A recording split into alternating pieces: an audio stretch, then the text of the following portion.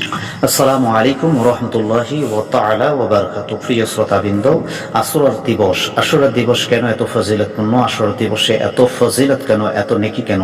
কেননা যেই আশুরার দিবসের উদ্দেশ্য করে আল্লাহ রসুল বলেছেন, আল্লাহর কোনো বান্দা কোনো বান্দি যদি গুনাহ থেকে ফারিক হতে চায় তাহলে সে যেন মুহররম মাসে 10ই মুহররম রোজা পালন করে। এবং শুধু তাই নয়, আশুরার দিবসে যদি আল্লাহর কোনো বান্দা কোনো বান্দি রোজা পালন করে তাহলে জাহান্নামের আগুন তার জন্য হারাম হয়ে যায়। এই এত ফজিলত এই দিনে। কেন এই ফজিলত আল্লাহ পাক রব্বুল আলামিন এত ফজিলত দিয়েছেন মুহররমের 10ই মুহররম আশুরা দিবসে? কেননা এই দিনেই শুধু হযরতে হোসাইন রাদিয়াল্লাহু তাআলা আন এবং তার সঙ্গী সহচরগণ যে কারবালার প্রান্তরে শহীদ হয়েছিল, তারা এটাই শেষ নয়, এই দিনে বহু ঘটনা ঘটেছিল। এই দিনে এই আশুরার দিবসে আল্লাহ পাক রব্বুল আলামিন লৌহে মাহফুজকে সৃষ্টি করেছেন। এবং শুধু তাই নয়, নদ নদী পাহাড় পর্বত সাগর সমুদ্র যা কিছু আছে এই দিনে আল্লাহ পাক সৃষ্টি করেছেন। এবং মানব জাতির আদি পিতা হযরত আদম আলাইহিস সালামকে এই দিনে সৃষ্টি করেছেন এবং এই দিনই তাকে জান্নাতে দিয়েছেন। এবং শুধু তাই নয়, আবার এই দিনেই বেহেশত হতে পৃথিবীতে তাকে পাঠানো হয়েছে। এবং এই দিনে আল্লাহ পাক রব্বুল আলামিন তার কান্নাকাটি, তার দোয়া, তার মার্জনাকে কবুল করে তার গুনাহকে মাফ করেছিলেন। শুধু তাই নয়, এই দিনে হযরত ইদ্রিস আলাইহিস সালামকে বেহেশতে নিয়ে গিয়েছেন।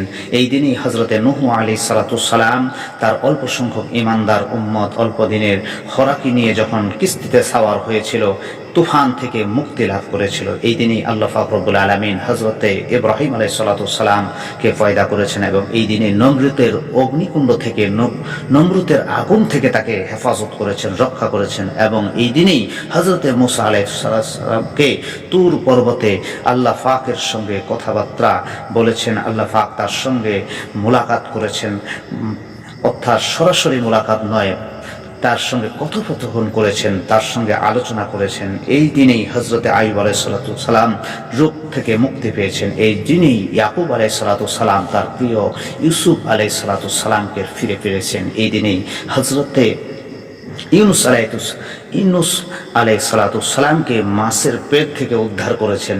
এবং শুধু তাই নয়, দুর্দান্ত জালেম নাফরমান ফেরাউনের কবল থেকে রক্ষা পাওয়ার জন্য আল্লাহ পাক এই দিনে বনি ইসরাইলের জন্য কুলজুম দরিয়ার রাস্তা তৈরি করে দিয়েছেন। এই দিনেই দাউদ আলাইহিস সালাম গুনাহ থেকে মাপ পেয়েছেন।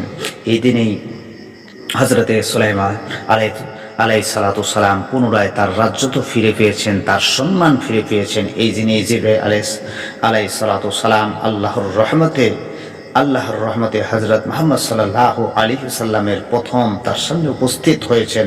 এবং এই দিনেই রাসূল পাক সাল্লাল্লাহু আলাইহি ওয়াসাল্লামের নাতি এবং তার সহচরগণ কারবালার ময়দানে ইসলাম বিজয়ের জন্য সংগ্রাম করতে গিয়ে শহীদ হয়েছিল, যার জন্য এই দিনটাকে এত ফজিলতপূর্ণ দিন হিসেবে ঘোষণা দিয়েছে।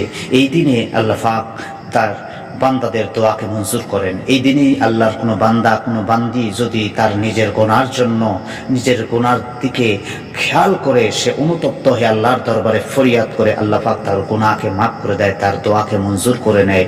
এবং এই দিনে বহু সমস্যার সমাধান হয় দোয়ার মারফতে।